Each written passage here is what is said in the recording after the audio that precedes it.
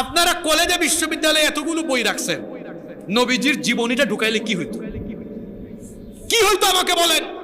এটা ঢুকায় দেন, ছাত্রদের দিলের ভিতরে এই জিনিসটা ঢুকায় দেন। নবীজির পুরা জীবনে যখন তার দিলের ভেতরে সে ধারণ করবে, নবীজির আদর্শে সে যখন আদর্শিত হবে, শিক্ষিত হয়ে শিক্ষিত চোর, ডাকাত, দুর্নীতিবাজ হওয়ার পরিবর্তে আল্লাহওয়ালা, আমানতদার এবং আখিরাতের জবাবদিহি লালন করে এই রকম সত্যিকারের নাগরিকে সে পরিণত হবে। ইউনূস সাহেবের সরকার যা শুরু করেছে, পাঠ্যপুস্তক সংশোধন করার জন্য সেখানে আলেমদেরকে প্রতিনিধি হিসাবে না রেখে, আলেম উলামাদেরকে না রেখে অন্যদেরকে রাখা হচ্ছে। আপনারা বলেন তো, আলেম উলামা ছাড়া এই 90% মুসলমানের দেশে মুসলমানদের ধর্মীয় চেতনা অথবা মূল্যবোধকে অক্ষুণ্ণ রেখে একটি সুচারু পরিপূর্ণ কারিকুলাম প্রণয়ন করা কি সম্ভব? ইউনূস সাহেবের সরকারকে বলবো, আপনার কোনো ভিত্তি নাই। আওয়ামী লীগের তো ওই সময়ে ইউনিট, থানা কমিটি, জেলা কমিটি, মহানগর কমিটি ছিল। আপনার কোনো থানা কমিটিও নাই, জেলা কমিটিও নাই, মহানগর কমিটিও নাই। তারা থানা কমিটি, জেলা কমিটিরও রেহাই পায় নাই। আপনার উপদেষ্টাগণ যা শুরু করেছেন, যদি পাঠ্যপুস্তক সংশোধনীতে আলেমুল আমাদের প্রতিনিধি রাখা না হয়, আপনার এই দুর্বল গাছ, এটা মুসলমানরা এক ধাক্কা মারলে কোথায় গিয়ে পড়বে, আপনার উপদেষ্টারা কুল কিনারাও পাবে না। এখনো সময় আছে, বিশেষজ্ঞ আলেমুল আমাদেরকে সংযুক্ত করুন। আমি বলছিলাম রাষ্ট্র সংস্কার, রাষ্ট্র সংস্কারের আগে মানুষ সংস্কার করা লাগে।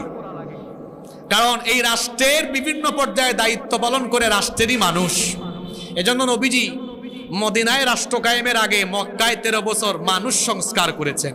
কুরআন দিয়ে ওহির দীক্ষায় দীক্ষিত করার কারণে এই মানুষগুলো এমনভাবে সংস্কার হলো, যারা ছিল সেরা চোর এবং ডাকাত, ওহির সংস্পর্শে এসে তারা হয়ে গেল মানুষের সম্পদের পাহারাদার। যারা ছিল নারীর ইজ্জত লুণ্ঠনকারী, তারা হয়ে গেল নারীর ইজ্জতের হেফাজতকারী। এভাবে করে ওহির দীক্ষায় নবীজি মানুষকে দীক্ষিত করে মানুষ সংস্কার করলেন। ইউনূস সাহেবের সরকার আর ছাত্রদেরকে বলবো, যারা সংস্কার চান প্রথমে মানুষ সংস্কার করেন, আর ট্রেনিং, ওয়ার্কশপ, কর্মশালা করে মানুষ সংস্কার করতে পারবেন না। শিক্ষা ব্যবস্থায় কোরআন ঢুকান, আর দেশের আলেম উলামাদেরকে রাষ্ট্রীয়ভাবে সুযোগ করে দেন। প্রতিটা পাড়ায় পাড়ায়, এলাকায় এলাকায় মানুষকে কোরআন বুঝানোর, কোরআন শেখানোর ব্যবস্থা করেন। মানুষের দিলে যখন কোরআন ঢুকবে, কোরআনের আলোয় যখন মানুষ আলোকিত হবে, মানুষ নিয়ম শৃঙ্খলায় ফিরে আসবে, মানুষ সত্যিকারের মানুষে পরিণত হবে। আর এই সত্যিকারের মানুষরা যখন রাষ্ট্রের বিভিন্ন জায়গায় গিয়ে দায়িত্ব পালন করবে, তখন এই কোরআনের আলোকে সংস্কার হওয়া মানুষগুলোকে দিয়েই একটি বৈষম্য যুক্ত রাষ্ট্রকে বৈষম্যহীন করে সংস্কার করে একটি সোনালী আদর্শ রাষ্ট্র গড়া সম্ভব হবে ইনশাআল্লাহ। কারণ আমার নবী ছিলেন পৃথিবীর বিখ্যাত এবং শ্রেষ্ঠ সমাজ রাষ্ট্র সংস্কারক। সুতরাং রাষ্ট্র এবং সমাজ সংস্কারে নবীজির আদর্শ ব্যতি রেখে কশ্চিনকালেও কোনো রাষ্ট্র বা সমাজকে বৈষম্যহীন কিংবা আলোকিত সমাজ বা রাষ্ট্র বানানো সম্ভব নয়।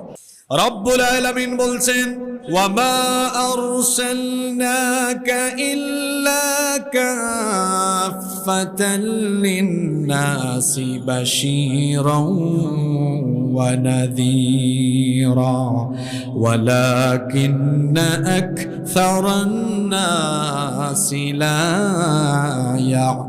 ইয়ালামুন। কোরআনে কারীমের 34 নম্বর সূরা, সূরা সাবা-এর 28 নম্বর আয়াতে আল্লাহ তাআলা বলছেন, ও নবী, আমি তো কেবল আপনাকে গোটা মানব জাতির জন্য সুসংবাদদাতা এবং সতর্ককারী হিসাবে প্রেরণ করেছি। গোটা মানব জাতির নবী, তামাম দুনিয়ার সকলের নবী তিনি। সুবহানাল্লাহ। তাহলে আমার নবী আঞ্চলিক নন, তিনি ইন্টারন্যাশনাল। সুবহানাল্লাহ পড়েন। যেহেতু তিনি আন্তর্জাতিক, ইন্টারন্যাশনাল, সারা পৃথিবীব্যাপী তার দাওয়াত ছড়িয়ে যাবে। আল্লাহ পাঠিয়েছেন পৃথিবীর একদম নাভিতে, মধ্যস্থলে, যাতে করে এখান থেকে গোটা দুনিয়ার সব দিকে নবুয়ত রিসালাতের এই দাওয়াত ছড়িয়ে যায়। সুবহানাল্লাহ পড়েন। আমার নবীকে আল্লাহ পাঠালেন মক্কার সবচাইতে অভিজাত বংশ। বংশের নাম কি? কুরাইশ বংশে আল্লাহ কেন পাঠালেন? কারণ সেই সময়ে আরবদের মধ্যে সবচাইতে বিশুদ্ধ আরবিতে কথা বলতো এই কুরাইশ বংশ। আল্লাহর ভাষা কি? আসতে বলবেন না। আল্লাহর ভাষা কি? কবরের ভাষা, জান্নাতের ভাষা। আল্লাহর নবীকে তো আল্লাহ পাঠিয়েছেন মানুষকে জান্নাতের দিকে নেওয়ার জন্য। কোরআনের ভাষাও আরবি, যাতে করে নবীজি মানুষকে এই জান্নাতের ভাষায়, কোরআনের ভাষায় মানুষকে ডাকতে পারেন, কোরআন মানুষকে বুঝিয়ে দিতে পারেন। এজন্য আল্লাহ তাআলা নবীকে, সেই বিশুদ্ধভাষী আরব যাদেরকে বলা হয়, কুরাইশ বংশে আল্লাহ তার নবীকে পাঠিয়েছেন। সুবহানাল্লাহ। এরপরে আসেন, আমাদের নবীর জন্ম হলো ইব্রাহিম ইসমাইল আলাইহিস সালামের এই বংশে, মক্কা নগরীতে। কোন বংশে? আসলেন কিভাবে? এতিম হয়। কিভাবে জন্ম নিলেন? আমার আপনার নবী জন্মের আগেই পিতৃহারা হয়ে এতিম হয়ে গেলেন। জন্মের আগেই তিনি তার বাবা, নবীজির বাবার নাম হলো আব্দুল্লাহ। নবীজির বাবার নাম হলো আব্দুল্লাহ। জন্মের আগেই তিনি তার পিতাকে হারালেন। পিতৃহারা এতিম হয়ে আল্লাহর নবী দুনিয়াতে আগমন করলেন। এজন্য আল্লাহ সূরা তোহার মধ্যে বলেছেন, আলাম ইয়াজিদকা ইয়াতীমান ফাআওয়া। ও নবী, আমি কি আপনাকে এতিম অবস্থায় পাইনি? আর এতিম অবস্থায় পেয়ে আমি কি আপনার উত্তম আশ্রয়ের ব্যবস্থা করিনি? আমার নবী এতিম হয়ে জন্ম নিলেন। শুনেন, আল্লাহর নবী জন্মের সময় তামাম দুনিয়াতে কিছু অলৌকিক ঘটনা ঘটে গিয়েছে। সুবহানাল্লাহ। কি ঘটনা ঘটেছিল শুনেন। 8টি ঘটনা আপনাদেরকে সংক্ষেপে বলি। নাম্বার 1, 1 নাম্বার, নবীজির আগমনের 50 থেকে 55 দিন আগে আব্রাহা হাতিওয়ালা বাহিনী নিয়ে এসেছিল কাবা শরীফকে ধ্বংস করে দেওয়ার জন্য। আল্লাহ তাআলা আবাবিল পাঠিয়ে আব্রাহার এই বিরাট সেনাবাহিনীকে তছনছ করে দিয়ে ধ্বংস করে দিয়েছিলেন। কোন সিরাতবিদ বলেছেন এটা ছিল রাহমাতাল লিল আলামিনের আগমনের একটি বরকতময় সূচনা। নবীজি যে আগমন করবেন, এই ঘটনার মাধ্যমে ইঙ্গিত দেওয়া হচ্ছিল। নবীজি কিছুদিন পরেই দুনিয়াতে চলে আসলেন। আল্লাহর নবী যখন দুনিয়াতে আসলেন, এমন এক অলৌকিক ঘটনা ঘটলো। হযরত উসমান ইবনে আবুল আস রাদিয়াল্লাহু আনহু এর মা ফাতিমা বিনতে আব্দুল্লাহ রাদিয়াল্লাহু আনহা, তিনি বলেন, নবী করিম সাল্লাল্লাহু আলাইহি ওয়াসাল্লামের জন্মের সময় আমি মা আমিনার কাছে তার ঘরে ছিলাম। আমি দেখলাম আল্লাহর নবীর যখন জন্ম হলো, মা আমিনার ঘর তখন একটা নূর দ্বারা গোটা ঘর তখন আলোকিত হয়ে গেল। নাম্বার 3 নাম্বার ঘটনা, আল্লাহর নবী যখন জন্ম নিলেন, হযরতে ইরবাজ ইবনে সারিয়া রাদিয়াল্লাহু আনহু থেকে বর্ণিত, তিনি বলছেন রাসূল করিম সাল্লাল্লাহু আলাইহি ওয়াসাল্লামের মা আমিনা তিনি বলছেন, যখন আমার নবীর জন্ম হলো, তিনি দেখলেন একটা নূর বের হলো, যেই নূরের আলোর মাধ্যমে সিরিয়ার প্রাসাদগুলো পর্যন্ত আলো ঝলমল করছিল। নাম্বার 4 নাম্বার, আমার আপনার নবীর যখন জন্ম হয়, তখন পারস্য সম্রাট কিসরার রাজপ্রাসাদের মধ্যে ভূমিকম্প আরম্ভ হয়ে যায়। সুবহানাল্লাহ। এমন এক ভূমিকম্প হয়েছিল, যেই ভূমিকম্পের কারণে পারস্য রাজপ্রাসাদের 14টি গম্বুজ পর্যন্ত ভেঙে ঘুরে চুরমার হয়ে গিয়েছিল। আল্লাহু আকবার। নাম্বার 5 নাম্বার, আমার নবীর যখন আগমন হয়, পারস্যে তখন এমন একটি অগ্নিকুণ্ড ছিল, যা বিরামহীন ভাবে বহুদিন ধরে জ্বলছিল। কিন্তু আমার নবীর জন্মের সাথে সাথে সেই অগ্নিশিখা অগ্নিকুণ্ড নিভে গেল। নাম্বার 6 নাম্বার ঘটনা হলো, সাওয়া নামক একটা নদীতে যথারীতি পানি প্রবাহিত হচ্ছিল। আমার নবীর যখন জন্ম হলো, আমার নবীর জন্মের সময় সেই অথই জলরাশি হঠাৎ করে শুকিয়ে গেল। 7 নাম্বার কাহিনী ঘটলো, হযরত ইবনে সুফিয়ান বর্ণনা করছেন, আম্মা জান আয়েশা রাদিয়াল্লাহু আনহা বলেছেন, নবী করিম সাল্লাল্লাহু আলাইহি ওয়াসাল্লামের জন্মের সময় এক ইহুদি ব্যবসার উদ্দেশ্যে মক্কা এসেছিল। যে রাতে আল্লাহর নবীর জন্ম হয়, সেই রাতের পরবর্তী সকালে সে কুরাইশদেরকে বলল তোমাদের এলাকায় কি এমন কোন শিশুর জন্ম হয়েছে যেই শিশুর দুই কাঁধের মাঝখানে মোহরে নবুয়তের চিহ্ন আছে? কুরাইশরা বলল, না, এমন কোন সংবাদই আমরা জানি না। ওই ইহুদি বলল, তাহলে অনুসন্ধান করো, এমন কোন বাচ্চা শিশুর জন্ম হয়েছে কিনা খোঁজ নিয়ে জানা গেল আব্দুল্লাহর ঘরে, মা আমেনার ঘরে এমন একটি শিশুর জন্ম হলো। ইহুদি এই সংবাদ শোনার পরে সে যখন আমাদের নবীকে গিয়ে দেখলো, মোহরে নবুয়ত দেখে সঙ্গে সঙ্গে সে চিনে ফেললো। এরপরে আল্লাহর নবীকে দেখা মাত্রই সে বেহুশ হয়ে গেল। হুঁশ ফিরে আসার পরে সে তখন বলল, বনি ইসরাইলের জন্য দুঃসংবাদ, বনি ইসরাইল এখন থেকে নবী আগমনের ধারা বন্ধ হয়ে গেল। কারণ এমন একটি শিশু জন্ম নিয়েছে যেই শিশুর মাধ্যমে আল্লাহর দিন দুনিয়ার পূর্ব থেকে পশ্চিম দিগন্ত পর্যন্ত ছড়িয়ে যাবে। নাম্বার 8 নম্বর ঘটনা হলো, আল্লাহর নবীর জন্মের আগে আরবে দুর্ভিক্ষ দেখা দিয়েছিল। তার জন্মের বছর আরবের দুর্ভিক্ষ কেটে যায়, গোটা আরবের মধ্যে আনন্দের ফল্লধারা বইতে থাকে। এই জন্য অনেক সিরাত প্রণেতা ওই বছরকে বলেন সানাতুল ফাতহি ওয়াল ইবতিহাজ, বিজয় বা আনন্দের বছর। আর আরেকটি ঘটনা কোন কোন সিরাতের গ্রন্থে পাওয়া যায়, আল্লাহর নবীর যখন জন্ম হয়েছিল বুহায়রা পাদ্রীর কূপ তখন শুকিয়ে গিয়েছিল এবং তার গির্জা তখন মাটির সাথে মিশে গিয়েছিল। সুবহানাল্লাহ। এই অলৌকিক ঘটনাগুলো আমার নবীর জন্মের সময় ঘটেছিল। পৌত্তলিকবাদ যারা ছিল মূর্তি পূজারী, এজন্য মূর্তি পূজারী আর পৌত্তলিকদের সমাজে নবুয়তের সূর্যোদয় হয়ে মূর্তিগুলো এবং অগ্নি পূজারীদের অগ্নি নিভে গিয়ে যেন পৃথিবীতে আলোকবর্তিকার আগাম পয়গাম তাদেরকে দেওয়া আরম্ভ করলো। সুবহানাল্লাহ। এতিম হয়ে নবীজি জন্ম নিলেন। কষ্ট হচ্ছে না তো আপনাদের?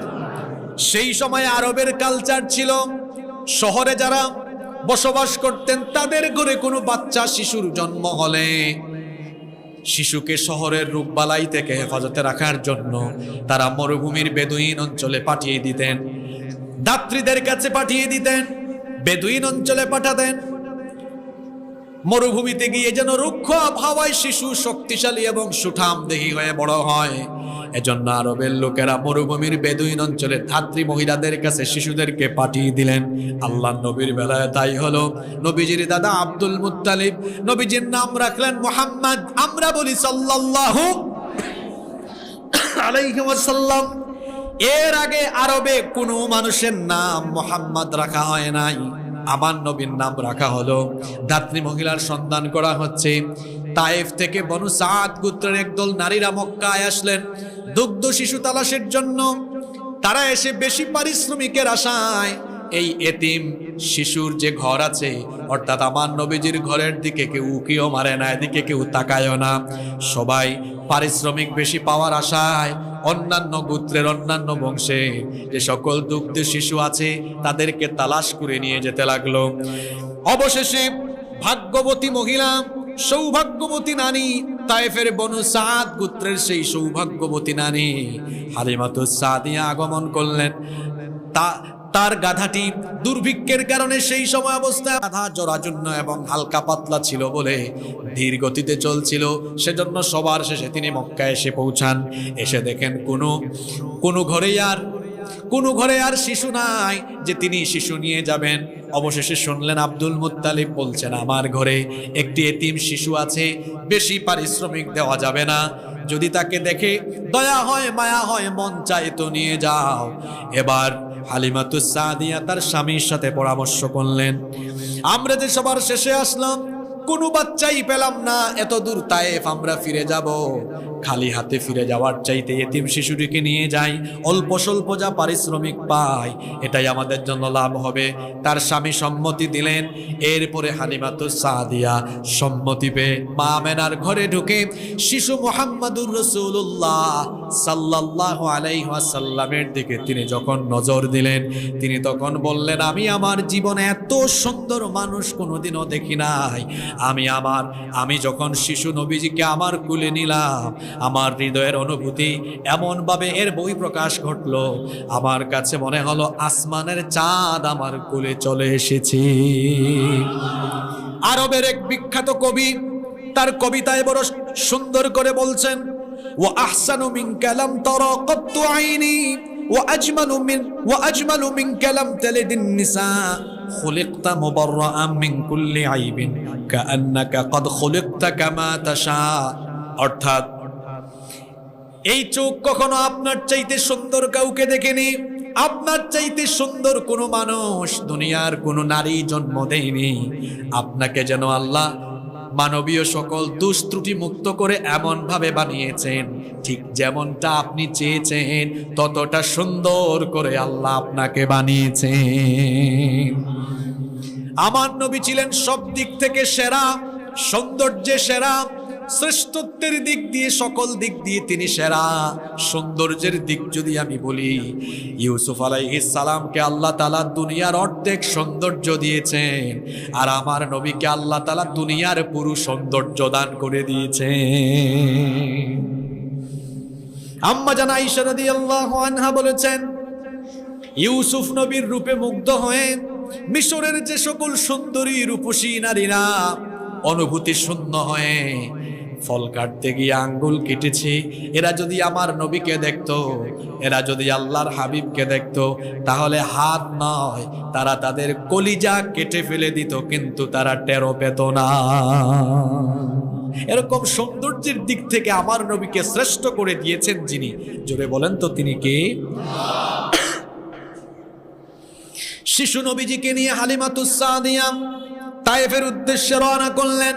বড় আজব ঘটনা ঘটে গেল।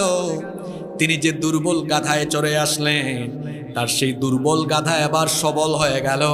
গতির দিক থেকে তার গতি এত বেড়ে গেল, দেখা গেল তার দুর্বল গাধা অন্যান্য নারীদের সকল গাধা এবং অন্যান্যদের সাওয়ারিকে অতিক্রম করে সবার আগে চলে যেতে লাগলো। অন্যান্যরা তাকে জিজ্ঞেস করলেন, কি ব্যাপার হালিমা, তুমি তো সেই গাধায় চড়ে এসেছিলে যে দুর্বল গাধা, এটার গতি এত বেড়ে গেল, এটার গতিটা এত বাড়ল কেমনে? হালিমাতুস সাদিয়া বললেন, গতি কেমনে বেড়েছে সেটা আমি জানি না, তবে এতটুকু আমার অনুভূতি ভেতর থেকে আসতেছে, আমার কাছে মনে হচ্ছে আমার কুলে যেটা এসেছে তার কারণে গোটা দুনিয়ার বরকত আমার কাছে চলে এসেছে। কি আজীব ঘটনা ঘটলো। দুর্ভিক্ষের কারণে তারা নিয়মিত খাবার দাবারই ঠিকঠাক মতো খেতে পারতেন না, এই জন্য তার নিজের শিশুদেরকেও তিনি দুধ পান করাতে পারতেন না। হালিমাতুস সাদিয়া বলছেন, আমি যখন এই শিশুটিকে নিয়ে বাড়ি গেলাম, দেখলাম আমার সিনা দুধে ভরে গেল, এমনকি আমাদের উটনির দুধের অলান দুধে পরিপূর্ণ হয়ে গেল, খেজুর গাছের খেজুরের ফলন বেড়ে গেল, কুয়ার মধ্যে পানি চলে আসলো, ফসল উৎপাদন বেড়ে গেল, বুঝতে বাকি রইল না গোটা দুনিয়ার বরকত এখন আমাদের কাছে চলে এসেছে। শুনতেছেন তো আপনারা? আমি কিন্তু আজকে ইলাল ওয়াফাত পর্যন্ত যাব, তবে বেশি সময় নিব না, হয়তো 48 থেকে 42 মিনিট কথা বলবো, মনোযোগ থাকবে তো ইনশাল্লাহ। 2 বছর পরে দুধ পান করানোর সময় শেষ। হালিমাতুস সাদিয়া মনে করলেন, যেই শিশুর কারণে এত বরকত, এই শিশুকে ফিরায়া না দিয়া দেখি আরো কয়েকদিন কায়দা করে রেখে দেওয়া যায় কিনা। চলে গেলেন মা আমিনার কাছে, গিয়ে বললেন, এই শিশুটাকে লালন পালন করে আমরা বড় শান্তি পাচ্ছি, আরো কি কিছুদিন আমাদের কাছে রাখা যায়? মরুভূমির আবহাওয়ায় থাকলে সুঠাম এবং শক্তিশালী হয়ে তিনি বেড়ে উঠবেন। মা আমিনা অনুমতি দিয়ে দিলেন, সুবহানাল্লাহ। এরপরে আরো 2 বছর পরে, কেউ কেউ বলেছেন নবীজির বয়স তখন 4 বা 5 বছর, তখন ঘটলো আরেকটি অলৌকিক ঘটনা, শাক্কে সাদর, সিনা চাক, ওপেন হার্ট সার্জারি। নবীজি কিছু বালকদের সাথে খেলতে গিয়েছেন, এমন সময় জিবরিল আমিন এসে নবীজিকে শুইয়ে দিয়ে নবীজির বুকটা চিরে হৃৎপিণ্ড বের করে জান্নাতের পবিত্র পানি দিয়ে ধৌত করে জ্ঞান হিকমত প্রজ্ঞা দিয়ে পরিপূর্ণ করে সেটাকে আবার প্রতিস্থাপন করলেন। আল্লাহু আকবার। এই ঘটনা বালকরা যখন দেখেছে, ভয়ের চোটে হালিমাতুস সাদিয়ার কাছে গিয়েছে। হালিমাতুস সাদিয়া এটা শোনার পরে তিনি ভীত বিহব্বল হয়ে নবী করিম সাল্লাল্লাহু আলাইহি ওয়াসাল্লামকে নিয়ে চলে গেলেন মা আমিনার কাছে, ব্যাক দিলেন। আল্লাহর নবী কিছুদিন তার মায়ের স্নেহের ছায়ায় থাকলেন। আহারে, 6 বছর হলো, জন্মের আগে তো বাবা হারালেন, এখন 6 বছর মাকেও তিনি হারিয়ে ফেললেন। এরপরে আমার নবী তার দাদা আব্দুল মুত্তালিবের আশ্রয়ে লালিত পালিত হলেন। দাদা তাকে অনেক স্নেহ মমতা ভালোবাসা দিলেন। কিন্তু আহারে কি নসিব, 8 বছর যখন হলো দাদাও দুনিয়া ছেড়ে চলে গেলেন। নবীজি এবার দাদার এতিম হয়ে গেলেন। এবার তিনি চার চাচা আবু তালেবের সংস্পর্শে এসে লালিত পালিত হলেন। আবু তালেব তাকে খুব ভালোবাসতেন, খুবই মায়া মমতা স্নেহ মমতা দিয়ে লালন পালন করেছেন। আল্লাহর নবীর বয়স তখন 10 কি 12 বছর। কোন সিরাত প্রণেতা বলেছেন অথবা 13 বা 14 এরকম সময়ও হতে পারে। আবু তালেবের সাথে আল্লাহর নবী সিরিয়ার উদ্দেশ্যে ব্যবসায়িক কাফেলা নিয়ে রওনা করলেন। আবু তালেবের সাথে নবীজিও রওনা করলেন সিরিয়ার সীমান্তবর্তী এলাকা বসরায়। যখন গেলেন, বসরায় যাওয়ার পরে বুহায়রা নামক এক খ্রিস্টান পাদ্রী আল্লাহর নবীকে দূর থেকে দেখে অবাক হয়ে গেল। সে লক্ষ্য করলো প্রত্যেকটি গাছ এবং পাথর আমার নবীকে সালাম দিচ্ছে। আল্লাহর নবীকে আকাশের মেঘের টুকরা, মেঘের খণ্ড ছায়া দিচ্ছে। বুহায়রা পাদ্রী এটা দেখে আবু তালেবের কাছে গিয়ে বলল, এই বালককে তার পরিচয় দাও। আবু তালেব বললেন, এটা আমার ভাতিজা মুহাম্মদ, আমরা বলি সাল্লাল্লাহু আলাইহি ওয়াসাল্লাম। বুহায়রা পাদ্রী তখন বলল, এই শিশুটাকে তো চেনো না, বালকটাকে চেনো না? আমি তো তার 2 কাঁধের মাঝখানে মোহরে নবুয়তের চিহ্ন দেখতে পাচ্ছি। সে হলো আখেরি জামানার পয়গাম্বার। আবু তালেব বললেন, কিভাবে আপনি টের পেলেন? বললেন, সে যখন হেঁটে আসতেছিল দূর থেকে আমি নজর করছিলাম, প্রত্যেকটি গাছ এবং পাথর তাকে সালাম করছিল। গাছ এবং পাথর সালাম এবং সাজদা করছিল। গাছ পাথর নবী ছাড়া কাউকে সাজদা দেয়? এমনকি আমি দেখছিলাম আকাশের মেঘের খণ্ড তাকে সালাম দিচ্ছে। সুবহানাল্লাহ। বুহায়রা পাদ্রী বললেন, খবরদার সিরিয়ায় নিয়ে যাও না, ইহুদিরা পেলেই তাকে হত্যা করবে, মক্কায় পাঠিয়ে দাও। আবু তালেব একজন দাসকে দিয়ে নবীজিকে মক্কায় ব্যাক করালেন। সুবহানাল্লাহ পড়েন। আল্লাহর নবী ফিজ্জার যুদ্ধেও অংশগ্রহণ করেছিলেন। এমন এক সমাজে তিনি আগমন করেছেন, গোটা সমাজে হানাহানি, মারামারি, কাটাকাটি, বিশৃঙ্খলা, নাই সততা, ন্যায় নীতি, ইনসাফ। সেখানে নারীদেরকে তারা পণ্য বানিয়ে রেখেছিল, মদ নারী নিয়ে পড়ে থাকতো। সেই সমাজে হানাহানি, মারামারি, কাটাকাটি, বিশৃঙ্খলা এগুলো বিরাজমান ছিল। সবলরা দুর্বলদের উপরে অত্যাচার করত। এই রকম একটি অবস্থায় আল্লাহর নবী যখন তরুণ, তখন তিনি একটি সংগঠন প্রতিষ্ঠা করেন। সেটার নাম হলো হিলফুল ফুজুল, যাতে করে মজলুমদেরকে সাহায্য করা যায়, দুর্বলদেরকে সহযোগিতা করা যায়। আল্লাহর নবী কৈশোরকাল থেকেই পরিশ্রমী ছিলেন, তিনি অত্যন্ত কর্মঠ ছিলেন এবং অত্যন্ত প্রজ্ঞাবান ছিলেন।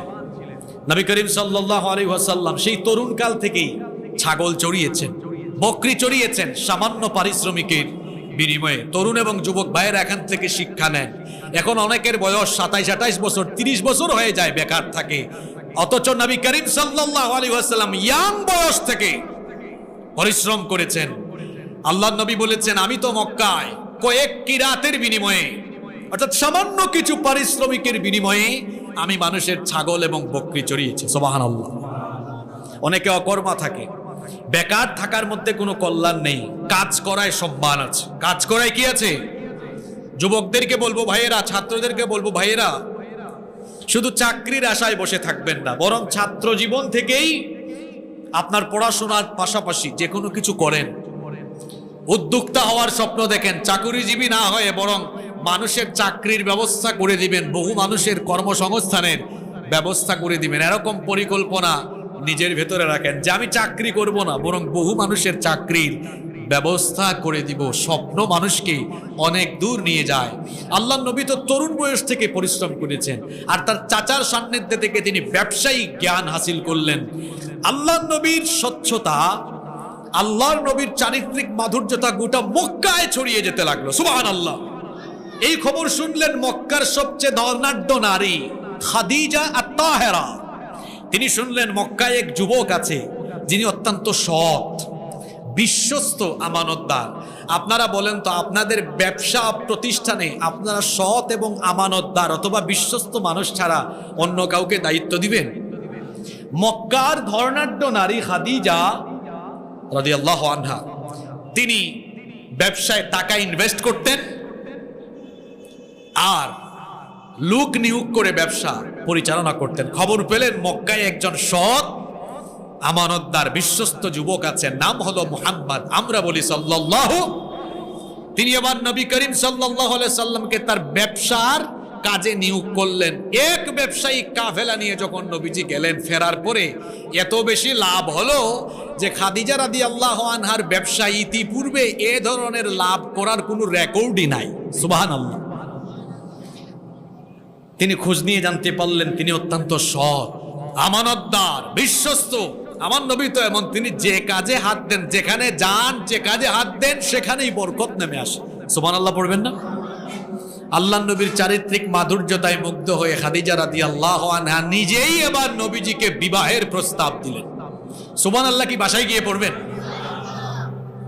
আমার নবীর বয়স 25, খাদিজা রাদিয়াল্লাহু আনহার বয়স তখন। নবী নিজে প্রস্তাব দিয়েছেন না তাকে প্রস্তাব দেওয়া হয়েছে? আবু তালেবের সাথে পরামর্শ করে বিবাহ এটা হয়ে গেল। বিবাহ সম্পাদন হলো। আল্লাহ নবীর সময় যত যাচ্ছে আল্লাহ নবীর গুণগান তত বাড়ছে।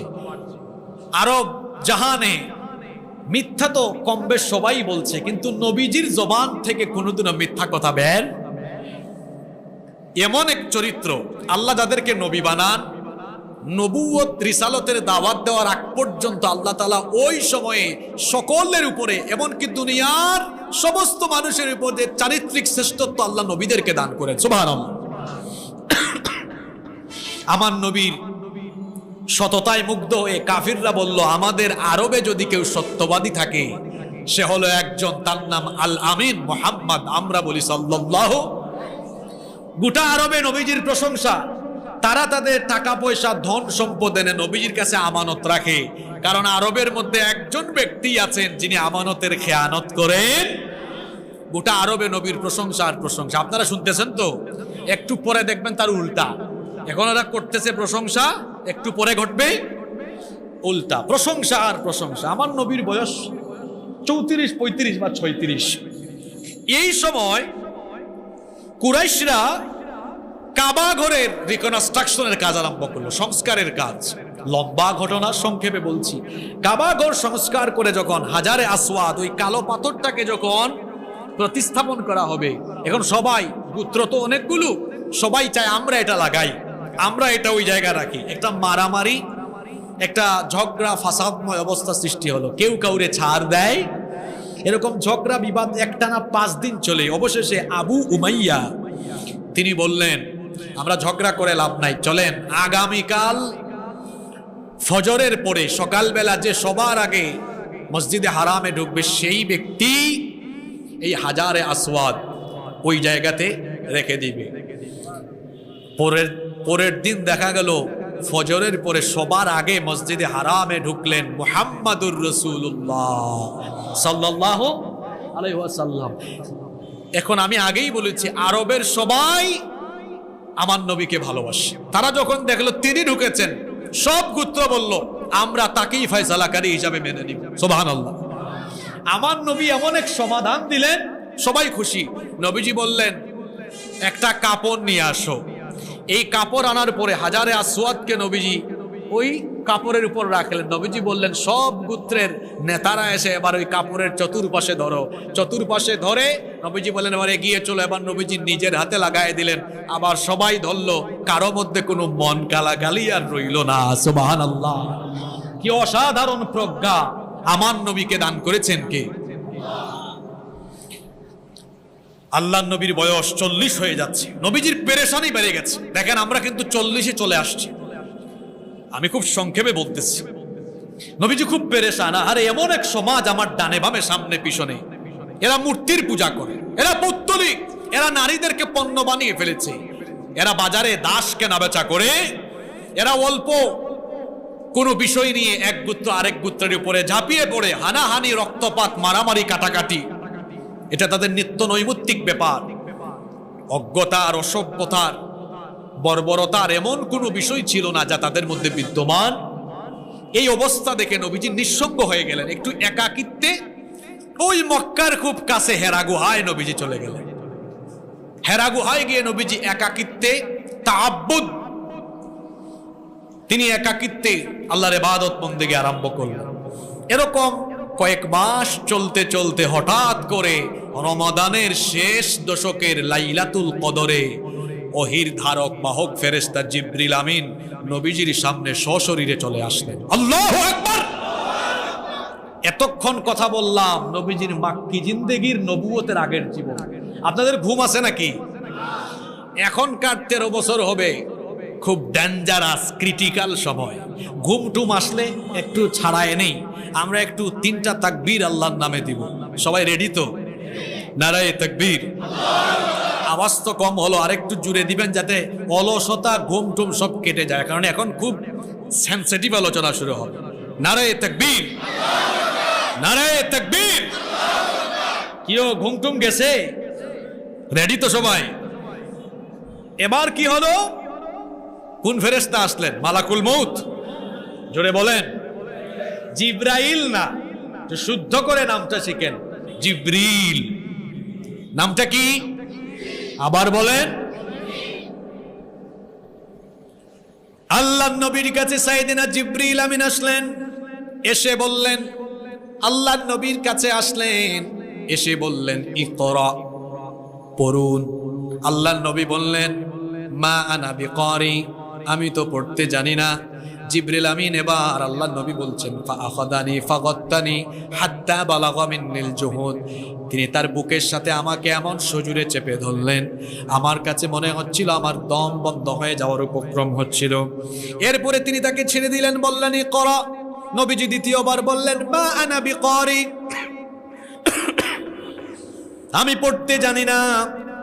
জিবরিল আমিন তৃতীয়বার নবীজিকে আগের মতোই চেপে ধরলেন, পুনরায় ছেড়ে দিয়ে বললেন, এবার তৃতীয়বার বললেন ইকরা বিসমি রাব্বিকাল্লাযী খালাক খালাকাল ইনসানা মিন আলাক ইকরা ওয়া রাব্বুকাল আকরামুল্লাযী আল্লামা বিল কলম আল্লামাল ইনসানা মা লাম ইয়ালাম। ওহী নাজিল হয়ে গেল। আল্লাহর নবী ঘরের ভেতরে ঢুকে এসে তার স্ত্রী আমাদের মা খাদিজা আত-তাহেরা রাদিয়াল্লাহু আনহাকে বলছেন জাম্মিলুনি, কম্বল দিয়ে ঢাকো। তার শরীর কাঁপছে। আম্মা জান আয়েশা রাদিয়াল্লাহু আনহা কম্বল দিয়ে ঢেকেছেন। নবীজি বললেন লাকাদ খাশিতু আলা নাফসি, আমি আমার জীবন নিয়ে নফস নিয়ে শঙ্কায় আছি। স্ত্রী তখন বললেন ওয়াল্লাহি লা ইউখজিকাল্লাহু আবাদা, আল্লাহর কসম আল্লাহ আপনাকে কখনো অপমান করতে পারেন, কারণ আপনি আত্মীয়তার সম্পর্ক ছিন্ন করেন না, দুর্বলকে সাহায্য করেন, মেহমানদেরকে সম্মান করেন, আপনি মানুষকে কষ্ট দেন না, আপনি অবস্থায় পড়তে পারেন না। চলে গেলেন তার চাচাতো ভাই ওয়ারাকা বিন নাওফেলের কাছে। ওয়ারাকা বিন নাওফেল ছিলেন ইনজিলের একজন পণ্ডিত। এত বৃদ্ধ হয়ে পড়েছিলেন তিনি, তার চক্ষু অন্ধ হয়ে গিয়েছিল। পুরো ঘটনা শুনে ওয়ারাকা বিন নাওফেল বললেন, আপনার কাছে তো কোনো জিন, কোনো শয়তান আগমন করে নিয়ে এসেছে, ওহির ধারক ফেরেশতা জিবরিল। সুবহানাল্লাহ। যে ফেরেশতা আগেও নবীদের কাছে এসেছিল। আপনাকে তো নবুয়তের জন্য চুজ করা হয়েছে, আপনি তো আখেরি নবী। আহারে, আপনাকে আপনার কওম এক সময় এই ভূমি থেকে বের করে দিবে। নবীজি বললেন আশ্চর্য কথা, গোটা মক্কায় মানুষ আমাকে ভালোবাসে, পছন্দ করে, তারা আমাকে বের করে দিবে? তিনি বললেন হ্যাঁ, কারণ আপনার আগের যুগের নবীদের ইতিহাসও তাই। যারা এই দাওয়াতি ময়দানে কাজ করেছে, জালিমরা তাদেরকে এলাকা ছাড়া করেছে। বিগত 15 বছর যারা দাওয়াতি ময়দানে অবিচল থেকেছে, জালিমরা তাদেরকেও বাড়ি ছাড়া, এলাকা ছাড়া করে রেখেছিল। প্রিয়জনদের জানাজায় আসতে দেয় নাই, স্ত্রীর পাশে আসতে পারে নাই, বাচ্চাদের খবর নিতে পারে নাই। এইরকম জুলুম নতুন কিছু না, আগের যুগেও শেষ না। সামনে একটা বিপ্লব এখনো তো বাকি। জুলাই আগস্টে হয়েছে বাংলাদেশে ছাত্র জনতার বিপ্লব, খুব সন্নিকটে বাংলাদেশে আরেকটি বিপ্লব হবে, সেটাই ইসলামী বিপ্লব। ওই ইসলামী বিপ্লবের আগ পর্যন্ত আমাদের মধ্যে যেন এই প্রস্তুতি থাকে যে দাওয়াতি ময়দানে দাওয়াতি কাজে থাকতে গিয়ে দিন কায়েমের আন্দোলনে থাকতে গিয়ে আমাদেরকে আগামী দিনেও ঘর ছাড়া হওয়া লাগতে পারে, রক্ত দেওয়া লাগতে পারে, জীবন দেওয়া লাগতে পারে, কিন্তু যত কঠিন পরিস্থিতি আসুক না কেন দাওয়াতি ময়দান থেকে আমরা এক চুলো দূরে সরে যাব না ইনশাআল্লাহ। পারবো তো? পারবো তো? কষ্ট হচ্ছে নাকি আপনাদের? আর বেশি না, 20-25 মিনিট রাখবো আপনাদেরকে। মনোযোগ আছে নি? আছে তো? ওয়ারাকা বলছেন, আমি যদি থাকতাম, আমি যদি হায়াতে বেঁচে থাকি, আমি আপনার সাথী হব। সুবহানাল্লাহ। আল্লাহর নবী বাড়িতে চলে গেলেন। নিয়মিত হেরা গুহায় যাতায়াত করে, যাওয়ার সময় খাবার নিয়ে যান, শেষ হয়ে গেলে আবার আসেন। কখনো কখনো আমাদের মা খাদিজা রাদিয়াল্লাহু আনহা নিজে ওই পাহাড় বেয়ে উঠেছেন। সুবহানাল্লাহ। এখন শুনেন, ঘটনা তো আরেকটা ঘটে গেল। এবার আর জিবরিল আসেন না, দেখা সাক্ষাৎ নাই। এটাকে বলা হয় ফাতরাতুল ওয়াহি, ওহির বিরতিকাল।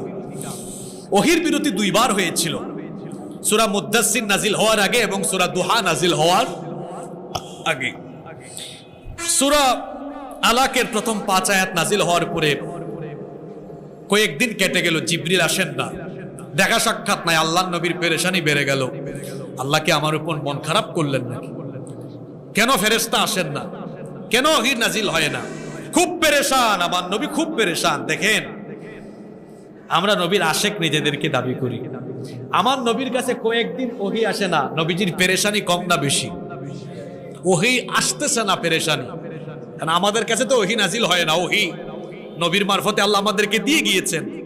এখন 10 দিন 12 দিন 1 মাস 2 মাস 2 বছর 3 বছর কোরআন পড়ি না, এমন আশিকে রসুল আমরা, আমাদের মধ্যে একটু পেরেশানিও থাকে না? আহা, আমাদের মধ্যে আছে জিলাপি খাওয়ার পেরেশানি, আছে বিরিয়ানি খাওয়ার পেরেশানি, আছে জুলুসের পেরেশানি, কিন্তু কোরআন সুন্নাহর আলোকে, কোরআন সুন্নাহর রঙে রঙিন হয়ে জীবন গড়ার কোনো পেরেশানি আমাদের অনেকের ভিতরে নাই।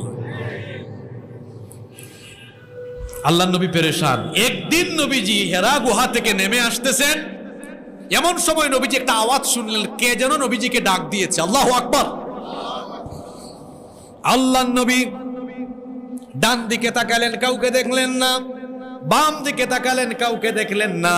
পেছন দিকে তাকালেন, কাউকে দেখলেন না। এবার যখন সামনের দিকে লক্ষ্য করলেন, সামনের দিকে তাকানো মাত্রই দেখলেন আসমান জমিনের মধ্যবর্তী স্থানে বিশাল একটা চেয়ারের মধ্যে ওই জিবরিল ফেরেশতা বসে আছেন। এবার এই ফেরেশতাকে দেখে আল্লাহর নবী ভয় পেয়ে আবারও বাড়িতে চলে গেলেন। দ্বিতীয়বার গিয়ে আম্মা জান খাদিজা রাদিয়াল্লাহু আনহাকে বললেন, আমি ওই ফেরেশতাকে আবার দেখেছি, কত বিশাল চেহারা, আমি ভয় পেয়েছি, আমাকে কম্বল দিয়ে ঢেকে দাও। শুনেন, এই কম্বলের একটা মজার ঘটনা আছে। চাদর আবৃত করে নবীজি শুয়ে আছেন। আমার নবীকে আল্লাহ এত সম্মান দিয়েছেন, আমার নবীর আগের সব নবীকে আল্লাহ নাম ধরে ধরে ডেকেছেন, কিন্তু আমার নবীকে আল্লাহ নাম ধরে ডাকেন নাই, ডেকেছেন ইয়া আইয়ুহান নাবিয়্যু, ইয়া আইয়ুহার রাসূলু, ডেকেছেন নবুয়ত অথবা রিসালাতের বিশেষণকে বিশেষায়িত করে। আবার মাঝে মাঝে আল্লাহ অবস্থা বুঝে ব্যবস্থা নিয়েছেন। যেমন আল্লাহর নবী আছেন চাদর মুড়ানো অবস্থায়, এখন আল্লাহ তার নবীকে ওই অবস্থায় একটা ডাক দিলেন। সূরা মুদ্দাসসির নাজিল হয়ে গেল, ইয়া আইয়ুহাল মুদ্দাসসির কুম ফাআনযির ওয়া রাব্বাকা ফাকাব্বির ওয়া সিয়াবাকা ফাতাহির ওয়ার রুজজা ফাহজুর ওয়া লা তামনুন তাস্তাকথির ওয়া লিরাব্বিকা ফাসবির। অবস্থা বুঝে ব্যবস্থা। কিরকম? নবীজি চাদর আবৃত হয়ে আছেন। ইয়া আইয়ুহাল মুদ্দাসসির বলেন না ইয়া মুহাম্মদ, বলেছেন আইয়ুহাল মুদ্দাসসির, হে চাদর আবৃতকারী। অন্য নবীকে বলেছেন ইয়া আদম, ইয়া নূহ, ইয়া ইয়াহইয়া, ইয়া যাকারিয়া। আর আমার নবীকে আল্লাহ বলেছেন, আমি আমার নবীকে নিজে সম্মান করেছি, একবারের জন্য কোনদিন আমার নবীকে আমি নাম ধরে ডাকি না। সুবহানাল্লাহ পড়বেন না? ইয়া আইয়ুহাল মুদ্দাসসির, হে চাদর আবৃত করে, কুম, উঠুন, ফাআনযির, মানুষকে সতর্ক করুন, ওয়া রাব্বাকা ফাকাব্বির, আপনার রবের শ্রেষ্ঠত্ব ঘোষণা করেন, ওয়া সিয়াবাকা ফাতাহহির, আপনার পোশাককে পবিত্র করেন, ওয়া রুজজা ফাহজুর, অপবিত্রতা থেকে মুক্ত হন। ওয়ালা তামনুন তাস্তাকসির, অধিক পাওয়ার আশায় অধিক লোভে দান করবেন না। ওয়ালি রাব্বিকা ফাসবির, আর আপনার রবের জন্য ধৈর্য ধারণ করুন। ধৈর্যের কথা আল্লাহ বলেছেন কেন? নবী এখন থেকে যে দায়িত্ব শুরু হবে, এই দায়িত্ব আঞ্জাম দিতে গিয়ে সবরের দরকার আছে। দাওয়াতি ময়দানে সবর ছাড়া অবিচল থাকা যায়? এজন্য আল্লাহ নবুয়ত রিসালাতের কাজ শুরু করার আগে নবীকে সবরের কথা বলেছেন, সবর করেন। ওহির বিরতিকালের এই সময় প্রথম 5 আয়াত নাজিল করে আল্লাহ নবীজিকে নবুয়ত দিয়েছেন। মুদ্দাসসির নাজিল করে আল্লাহ নবীজিকে রিসালাতের ঘোষণা দিয়েছেন। নবী এবং রাসূল কিন্তু এক বিষয় নয়। এই পৃথিবীতে এই পৃথিবীতে আল্লাহ তাআলা অনেককে নবী বানিয়েছেন, অনেককে রাসূল বানিয়েছেন, কিন্তু আমার নবীকে আল্লাহ নবীও বানিয়েছেন, রাসূলও বানিয়েছেন। সুবহানাল্লাহ পড়েন। এবার আল্লাহর নবী আল্লাহর কাছ থেকে আদেশ পেলেন, আপনি নবুয়ত পেয়েছেন, এবার সতর্ক করেন, দাওয়াত দেন মানুষকে। প্রথম দাওয়াত বাহিরে দিলেন না। নবীজির এই দাওয়াত, প্রথম দাওয়াত 3 বছর চলল, গোপনে গোপনে, ব্যক্তি কেন্দ্রিক। পয়েন্টগুলো মনে রাখবেন। দাওয়াত দেওয়ার আদেশ আসার পরে নবীজি গোপনে দাওয়াত দিলেন কয় বছর? জোরে বলতে হবে, কয় বছর? সমাবেশের মাধ্যমে, সামাজিকভাবে, না ব্যক্তিতে ব্যক্তিতে? ইন্ডিভিজুয়াল, ব্যক্তিকেন্দ্রিক দাওয়াত। সবার আগে দাওয়াত দিলেন নিজের স্ত্রীকে। আপনি কত ভালো আর কত খারাপ সবচেয়ে ভালো জানে কে? স্ত্রী জানে। আল্লাহর কথা বলছেন, আল্লাহ তো অবশ্যই জানেন। মানুষের মধ্যে সবচেয়ে ভালো জানে কে? আজকে গিয়ে বলবেন, ওগো বউ, আমি তো পীর হয়ে গিয়েছি, তুমি মুরিদ হও আমার কাছে। এই যে ফেরাউন গিয়ে বলল, ফেরাউন বলল, আসিয়া আমি তো রব, আমি খুদা। আসিয়া বলে, তুই খুদা না হুদা, এটা আমার চেয়ে ভালো কে? আপনি আজকে গিয়ে বলবেন, ওগো বউ, ওগো আমার বউ, আমি পীর হয়ে গিয়েছি, মুরিদ হও। বউ বলবে, তুমি পীর না ক্ষীর? চট্টগ্রামে কি ক্ষীর বলে নাকি? আপনার ক্ষীর বুঝেন তো? সিন্নিকে আর কি, আমাদের সিলেটে ক্ষীর আছে, ওই ক্ষীর সিন্নি আছে না? আপনাদের এলাকায় কি ক্ষীর সিন্নি আছে? তো গিয়ে বলবেন আমি পীর। বউ বলবে, তুমি পীর না ক্ষীর, এটা আমার চেয়ে ভালো কেউ? আর নবীজি যখন খাদিজা রাদিয়াল্লাহু আনহাকে বলছেন, তিনি বলছেন, 15 বছর ধরে আপনার সাথে সংসার করি, আপনার ইনসাইড আউটসাইড সবই আমি জানি। এই চরিত্র কোনোদিনও সাধারণ মানুষের চরিত্র হতে পারে না, এটা পয়গম্বরী চরিত্র। তিনি কালেমা পড়ে ঈমান আনলেন। এরপরে দাওয়াত দিলেন কাছের বন্ধুকে। আপনার বন্ধু জানে না আপনি কেমন? আবু বকর রাদিয়াল্লাহু আনহু বললেন, আপনার এই চরিত্র এটা সাধারণ চরিত্র না, এটা নবুয়তি চরিত্র। তিনিও কালেমা পড়লেন, তিনিও ঘোষণা দিলেন, লা ইলাহা ইল্লাল্লাহু মুহাম্মাদুর রাসূলুল্লাহ সাল্লাল্লাহু। এরপরে নবী তার চাচাতো ভাই আলী বিন আবি তালেব, তখন তার বয়স 8 কি 10 বছর, দাওয়াত দিলেন, তিনিও ঈমান আনলেন। এরপরে দাওয়াত দিলেন যায়েদ ইবনে হারেসা, যিনি নবীজির তত্ত্বাবধানে লালিত পালিত হচ্ছিলেন, তিনিও ঈমান আনলেন। এরকম নবীজি প্রকাশ্যে দাওয়াত না দিয়ে গোপনে গোপনে দেখা সাক্ষাৎ হয়, দাওয়াত দিয়ে দেখা গেল প্রথম 3 বছর এভাবে গোপনে গোপনে দাওয়াত দিয়ে অল্প কিছু সংখ্যক লোককে আল্লাহর নবী তাওহীদের পতাকা তুলে নিয়ে আসতে সক্ষম হলেন। সুবহানাল্লাহ। এরকম গোপন দাওয়াত চলল কত বছর? আপনারা আছেন না ঘুমাই গেছেন? 3 বছর পরে এবার আল্লাহ তাআলা নবীজির কাছে ওহী পাঠালেন। আল্লাহ তাআলা নবীজিকে বললেন, وأنذر عشيرتك الأقربين واخفض جناحك لمن اتبعك من المؤمنين فإن عصوك فقل إني بريء مما تعملون وأنذر عشيرتك الأقربين। আপনার নিকটাত্মীয়দেরকে প্রকাশ্যে দাওয়াত দেন, সতর্ক করেন। আর মুমিনদের মধ্যে, আর যে সকল মুমিনগণ আপনার অনুসারী, তাদের উপরে আপনি রহম করুন, দয়া পরবেশন। আর যে সকল কাফেররা আপনার অবাধ্য হয় তাদেরকে বলেন যে তোমরা যা করছো আমি তা থেকে মুক্ত।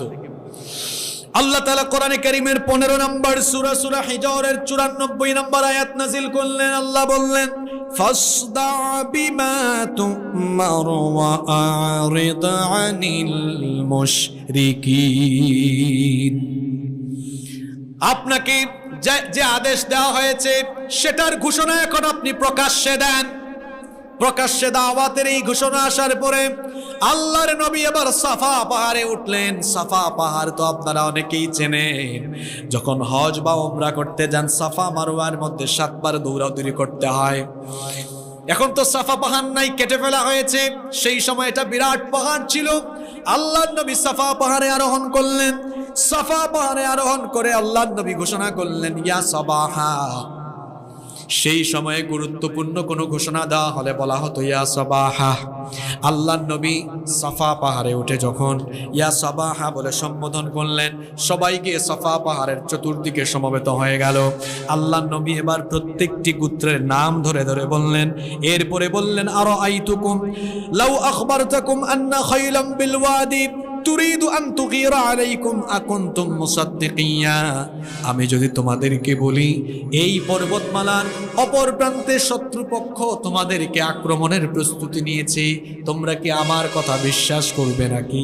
সকল কাফির গোত্রের লোকেরা তখন বলল মা জাররাবনা আলাইকা ইল্লা সিদকা।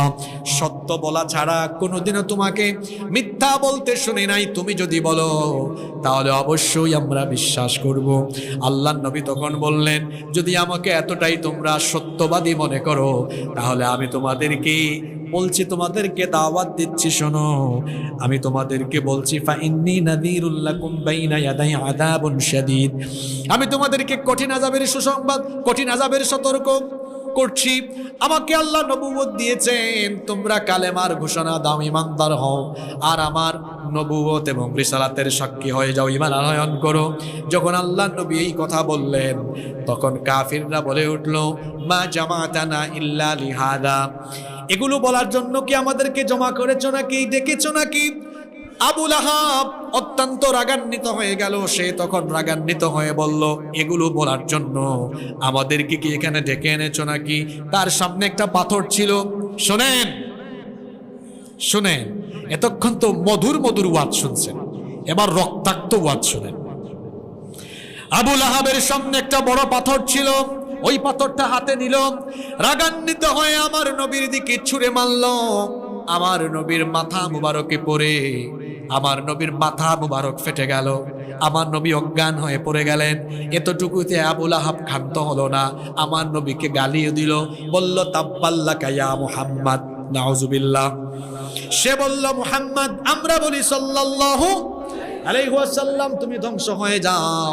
আল্লাহ আবু লাহাবের গালির জবাব দিয়ে সূরা নাজিল করলেন তাব্বাত ইয়াদা আবি লাহাবি ওয়া তাব মা আগনা আনহু মালুহু ওয়া মা কাসাব সায়াসলা নারান ذات لهب وامرأته حمالة الحطب في جيدها حبل من مسد। ধ্বংস হোক আবু লাহাবের দুহাত, ধ্বংস হোক সে নিজেও। যা সে উপার্জন করেছে তা কোনো কাজেই সে অচিরেই লেলিহান অগ্নিশিখায় নিক্ষিপ্ত হবে এবং তার স্ত্রীও। তাদের গলায় শক্ত পাকানো রশি পেঁচিয়ে দেওয়া হবে।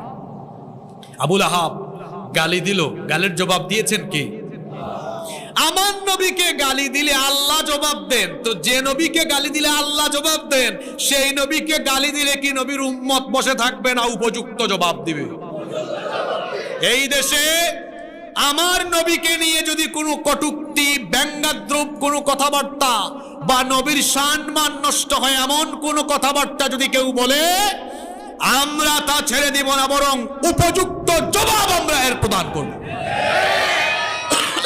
কারণ আমার নবীকে গালির জবাবে জবাব দেন কি? তো আল্লাহ জবাব দিলে আমি কি চুপ থাকবো না? আমার জাতীয় কবি বলেছেন, রাসূলের অপমানে যদি কাঁদলো না তোর মন, মুমিন নয়, মুসলিম নয়, মুনাফিক তুই, রাসূলের দুশমন। রাসূলের অপমানে যার মন কাঁদে না সে মুমিন হতে পারে। আবু লাহাব নবীর মাথা মুবারক ফাটিয়ে দিল। আহারে, আমার নবীর মাথা ফেটে রক্ত পড়েছে এই সাফা পাহাড়ে। সাফা পাহাড় আমার নবীর রক্তে সিক্ত হয়েছে। আবু লাহাব এখানেই শেষ করে নাই তো, এত খারাপ সে। বাড়িতে গেল। আবু লাহাবের দুই ছেলে বিয়ে করেছিল নবুয়তের আগে নবীজির দুই মেয়ে উম্মে কুলসুম আর রুকাইয়াকে। দুই ছেলেকে বলল তোমরা এখনই, সে বলল তোমরা এখনই মুহাম্মদ, আমরা বলি সাল্লাল্লাহু আলাইহি ওয়াসাল্লামের বাড়িতে যাও। সে আমাদের বাপ দাদার ধর্মের বিরুদ্ধে দাওয়াত দেয়, তার মেয়েদেরকে তালাক দিয়ে বাড়িতে রেখে আসে। ইসলাম কি এত সহজে এসেছে আপনি মনে করেন? রক্তে রঞ্জিত হওয়া ইসলাম এটা। রক্ত আর শাহাদাতের উপর দিয়ে ইসলাম প্রতিষ্ঠিত হয়ে এশিয়া, ইউরোপ, আফ্রিকা, পূর্ব দিগন্ত থেকে পশ্চিম দিগন্ত গোটা দুনিয়াতে রক্ত আর জীবনের বিনিময়ে ইসলাম ছড়িয়েছে। জিলাপি আর বিরিয়ানি দিয়ে ইসলাম আসে নাই। এটা ভুল ইসলাম চর্চা আপনার। রাসূলুল্লাহর জীবনী পড়েন।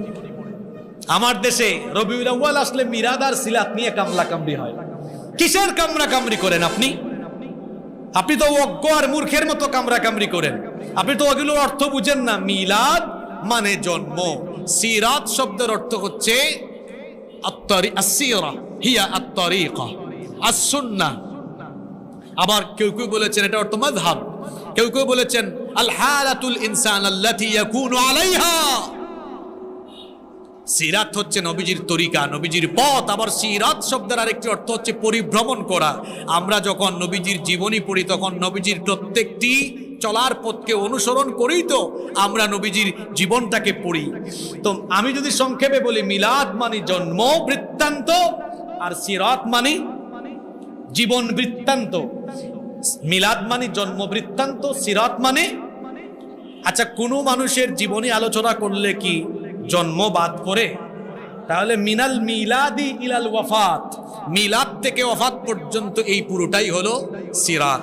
আমরা নবীজির মিলাদও আলোচনা করি, সিরাতও আলোচনা করি। যেমন আজকে আমি শুরু করেছি কোথা থেকে, কথা কন না কেন, কোথা থেকে শুরু করলাম? মিলাদ থেকে শুরু করে চলে যাচ্ছি সিরাতের আলোচনা করে যাব ওয়াফাত পর্যন্ত ইনশাআল্লাহ।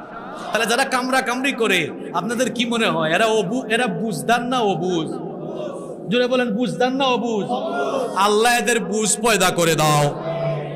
আমাকে একটা পেশ লাগায় রাখছে জিলাপি, বিরিয়ানি আর মিষ্টির ধান্দায়। মানুষকে বিভ্রান্ত কেন করছো?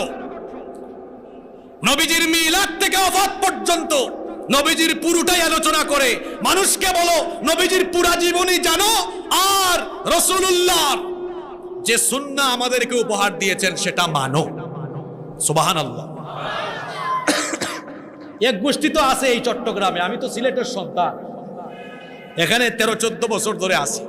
এক গোষ্ঠী আছেই কুরআন তেলাওয়াত সহি শুদ্ধ না। রবিউল আউয়াল আসলে পরে এই বিভিন্ন ধরনের ফিতনামূলক কথাবার্তা বলে মানুষকে বিভক্ত করে রাখে। কি বলেন, আছে না নাই? আল্লাহ ফিতনা থেকে আমাদেরকে বাঁচাও। কোন জায়গায় ছিলাম মনে আছে তো? আল্লাহ নবী সাফা পাহাড়ে দাওয়াত দিলেন। এটা কি গোপন না প্রকাশ্য দাওয়াত? এবার শুনেন, আল্লাহ নবীর দাওয়াত ঠেকানোর জন্য কাফেররা কিছু কর্মসূচি হাতে নিল। এটা বলতে গেলে পুরা 2 ঘন্টা লাগবে, সংক্ষেপে বলছি।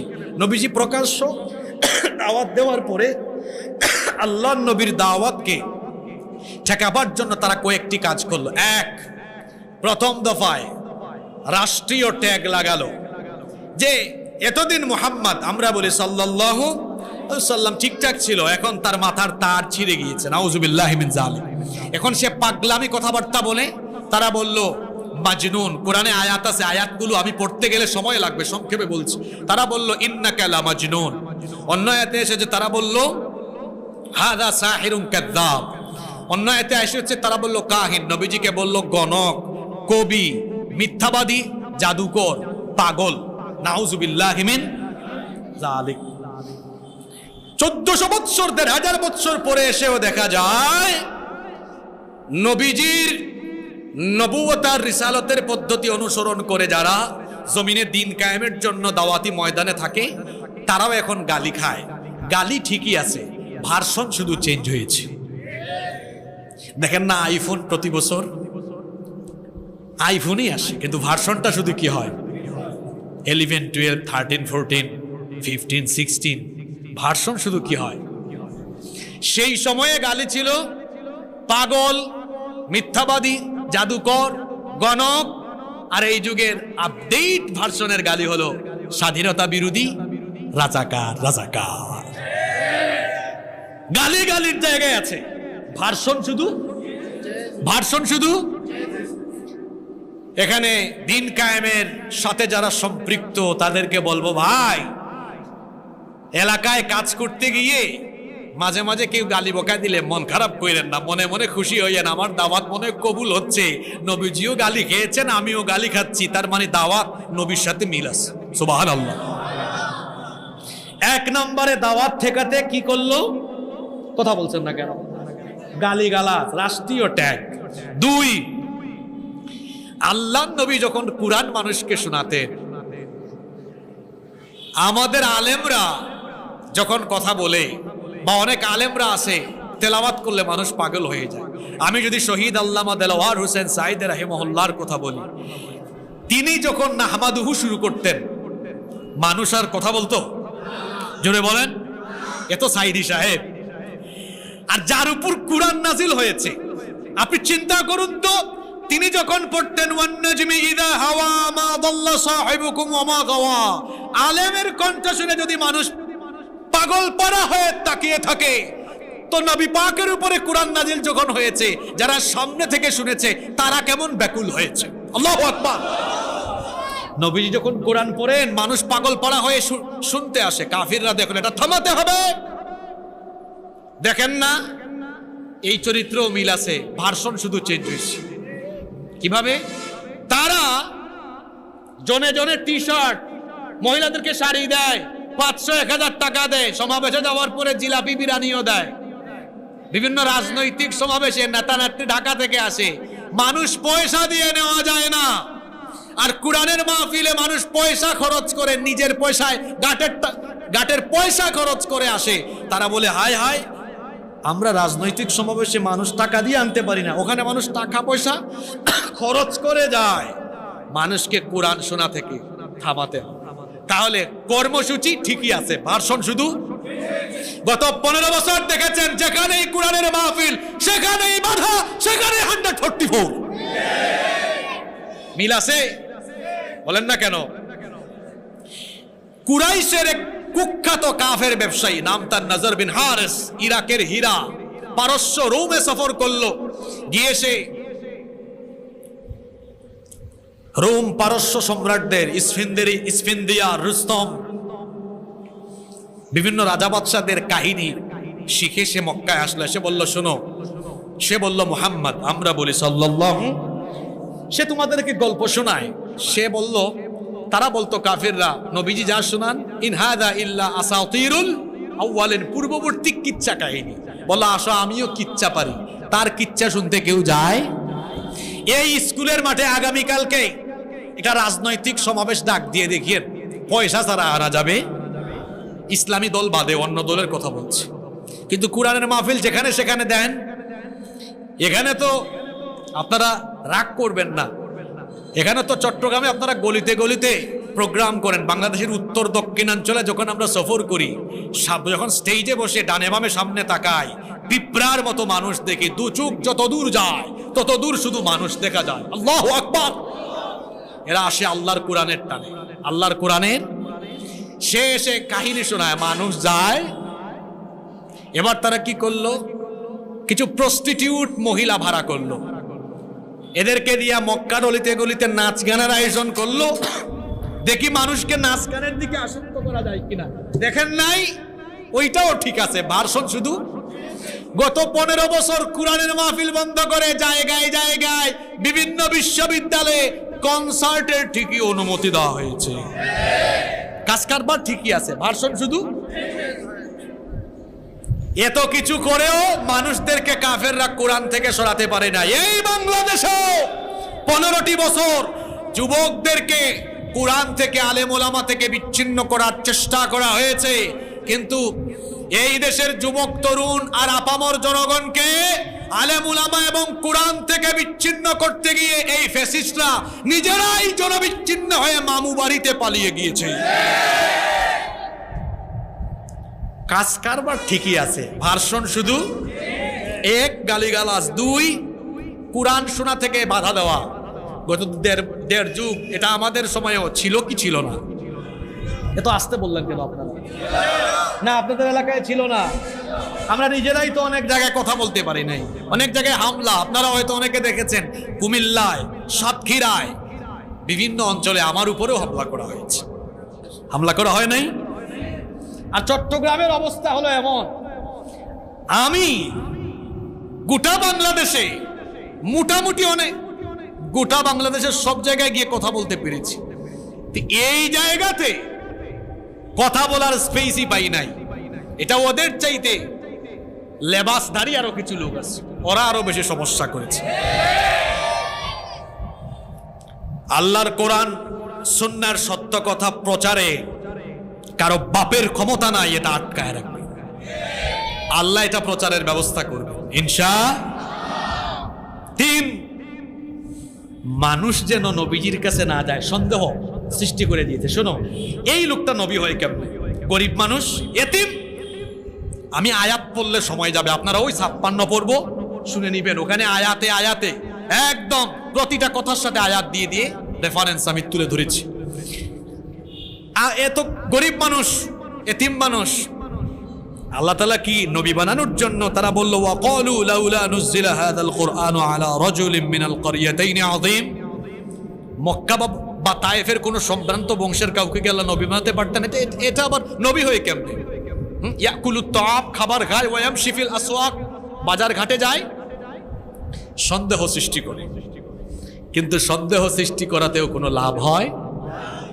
দেখেন না, যাদের কথা মানুষ বেশি শুনে ওই কারবারও ঠিক আছে, ভার্সন শুধু। এদের কথা শুনিও না, এরা সত্যিকারের আলেম না, এরা মানবতা বিরোধী, যুদ্ধাপরাধী। পরবর্তীতে দেখা গেল ওই মানবতা বিরোধী যুদ্ধাপরাধীর জানাজাও পড়তে দেয় না, জানাজায় পর্যন্ত মানুষের ঠেলা তারা সামলাইতে পারে না।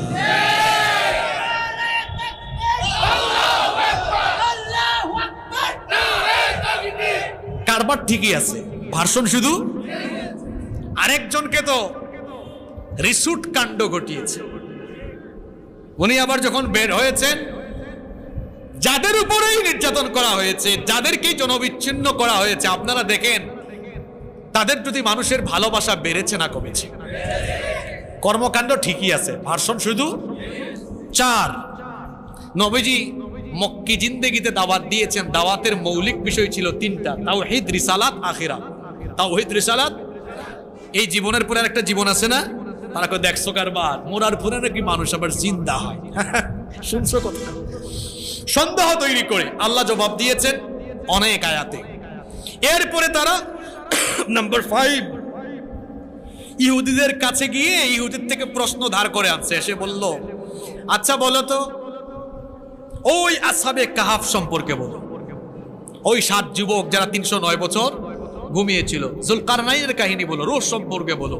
3টা প্রশ্ন যখন করলো, আটকাতে পারে না। 3 প্রশ্নের জবাব দিয়ে আল্লাহ সূরা কাহাফ নাজিল করেছেন। সুবহানাল্লাহ। নাম্বার 6, ইহুদিরা এসে বলতেছে, আচ্ছা তুমি যে নবী হইছো এটা আমরা মানবো, বলো তো কোন নবীর ছেলেকে শাম, ফিলিস্তিন থেকে তার ভাইরা বের করে দিয়েছিল? এক প্রশ্নের জবাবে আল্লাহ 1 সূরা নাজিল করলেন, সূরা ইউসুফ নাজিল করে পূর্ণাঙ্গ ইতিহাস আল্লাহ জানিয়ে দিলেন। সুবহানাল্লাহ। ইহুদিরা আটকে গেছে। এবার কুরাইশদেরকে ডেকে বলে, এই সে তো মারাত্মক জাদুকর, এত কিছু জানে কেমনে? যাও তারে গিয়ে বলো আকাশের চাঁদ যদি 2 টুকরা করতে পারে বুঝবা নবী। কারণ দুনিয়াতে জাদু চললেও আসমানে জাদু চলে। কাফেররা গিয়ে বলল, যদি নবী হও তো আকাশের চাঁদ 2 টুকরা করো। আল্লাহর নবী চুপচাপ। আল্লাহ বললেন চুপচাপ থাকার দরকার নাই, আপনি শুধু আপনার আঙ্গুল দিয়ে আকাশের চাঁদের দিকে ইশারা করেন। আমার নবী তার আঙ্গুল দিয়ে আকাশের চাঁদের দিকে ইশারা করলেন, আকাশের চাঁদ দুই টুকরা হয়ে গেল। এত কিছু দেখার পরে আল্লাহ সূরা কমারের মধ্যে বলছেন ওয়া ইয়ারাউ আয়াতান ইউরিদু ওয়া ইয়াকুলু সিহরুম মুস্তামির। মুখ ফিরায় নিয়ে বলল বুঝছি এটাও জাদুর ভিতরে আরেক জাদু। কারণ ফি কুলুবিহিম মারাদুন। আবার ওই যে আল্লাহ বলেছেন কি খাতামাল্লাহু আলা কুলুবিহিম ওয়া আলা সামঈহিম ওয়া আলা, এটারে বুঝাইলে আর হবে? এই যে মোট কয়টা পয়েন্ট বললাম বলেন, আঙ্গুল দেখে বলেন কয়টা? নবীজির দাওয়াত থামানোর জন্য এগুলো তাদের অপচেষ্টা। থামাতে পেরেছে? এবার শুরু করলো নির্যাতন। শুনতেছেন তো আপনারা? আরে 12টা তো বেজে গেল, 10 মিনিট থাকে যাবে না? বাকি পয়েন্টগুলো সংক্ষেপে বলছি, এত লম্বা সময় তো আমি পারিও না। আজকে কোন দিক থেকে দেরি হয়ে যাচ্ছে। এবার নির্যাতন। কেমন নির্যাতন শোনেন। মিষ্টি খাওয়া, জিলাপি খাওয়া, বিরিয়ানি খাওয়া ইসলাম না, এটা রক্তাক্ত ইসলাম। আল্লাহর নবীর উপরে কি নির্যাতন! আমার নবী সাজদায় যেতেন, আমার নবী যখন সাজদায় যেতেন কুখ্যাত কাফিরেরা উটের নারী বুড়ি ময়লা আবর্জনা এনে আমার নবীর মাথার উপরে ফেলে যেত। একবার তারা উটের নারী বুড়ি আমার নবীর মাথার উপরে ফেলে গেল। আল্লাহ নবীর দম বন্ধ হয়ে যাওয়ার উপক্রম হয়ে গেল। ফাতিমা রাদিয়াল্লাহু আনহা এসে উটের নারী বুড়িগুলো সরালেন। এই রকম করে তারা কষ্ট দিত। বুখারীতে হাদিস এসেছে, একবার আল্লাহ নবী কাবার চত্বরে সালাত আদায় করছিলেন। এক কুখ্যাত নিকৃষ্ট কাফের উকবা বিন আবি মুঈত তার গামছা দিয়ে নবীজিকে পেঁচায়া কাবা শরীফের চতুর্দিকে টানা হেঁচড়া আরম্ভ করেছে। আবু বকর রাদিয়াল্লাহু আনহু এই দৃশ্য দেখে এগিয়ে আসলেন। ওই কুখ্যাত কাফের থেকে আল্লাহর নবীকে হেফাজত করে বললেন, আতাকতুলুনা রাজুলান আইয়াকুলা রাব্বি আল্লাহ, তোমরা কি অপরাধে এই ব্যক্তিকে মেরেই ফেলবা নাকি যে ঘোষণা করেছে আল্লাহ আমার রব? রক্তাক্ত ইসলাম। নির্যাতিত হয়ে আল্লাহর নবী এভাবে দাওয়াত দিয়েছেন, সাহাবীদের উপরেও নির্যাতন হয়েছে। আমি আজ সেদিকে যাচ্ছি না কারণ লম্বা হয়ে যাচ্ছে। বিলাল রাদিয়াল্লাহু আনহুকে মরুভূমির উত্তপ্ত বালুর উপরে চিৎ করে শুইয়ে বুকের উপরে পাথর চাপা দিয়ে কাফিররা নির্যাতন করেছে। ওইদিকে ইয়াসিরের পুরো পরিবারের উপরে নির্যাতন করা হয়েছে। তার ছেলে আম্মারের উপরে নির্যাতন করা হয়েছে। তার স্ত্রী সুমাইয়া রাদিয়াল্লাহু আনহাকে নির্যাতন করতে করতে এক পর্যায়ে আবু জাহাল বর্ষা লজ্জাস্থানে আঘাত করে নির্মমভাবে তাকে শহীদ করেছে। ওইদিকে খাব্বাব তো আরেক জীবন্ত শহীদের মতো তিনি জীবন যাপন করেছেন।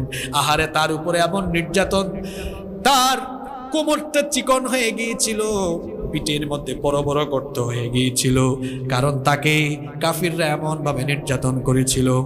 জ্বলন্ত কয়লার উপরে চিৎ করে শুইয়ে দিয়ে বুকের উপরে পাথর চাপা দিয়ে তাকে নির্মমভাবে নির্যাতন করেছিল। আহারে তার অবস্থা এমন হয়েছিল, কয়লাগুলো জ্বলে জ্বলে পুড়ে পুড়ে গোশতের ভেতরে ঢুকেছে, রক্ত চর্বি গলে গলে পড়ে কয়লার আগুন নিভে গিয়েছে। সেই যে তার পিঠের মধ্যে বড় বড় গর্ত হলো, কোমরটা যে চিকন হলো, এইরকম অবস্থায় তিনি পরবর্তী জিন্দেগি অতিবাহিত করেছেন। কি বলবো নির্যাতনের কথা! শুধু নির্যাতনের বিষয় নিয়ে কথা বললে 2-3 দিন এক লাগা কথা বলা যাবে, কিন্তু শেষ করা যাবে না। গোটা মক্কায় জুলুম, নির্যাতন, নিষ্পেষণ। আমার ভাইয়েরা, আল্লাহর জমিনে আল্লাহর দ্বীন কায়েম এমনি এমনি হয় নাই। জ্বলন্ত কয়লার উপরে ইমানের পরীক্ষা দিয়ে, মরুভূমির অগ্নিতপ্ত বালির উপরে ইমানের পরীক্ষা দিয়ে নবী এবং তার সাহাবীরা দ্বীন কায়েম করেছেন।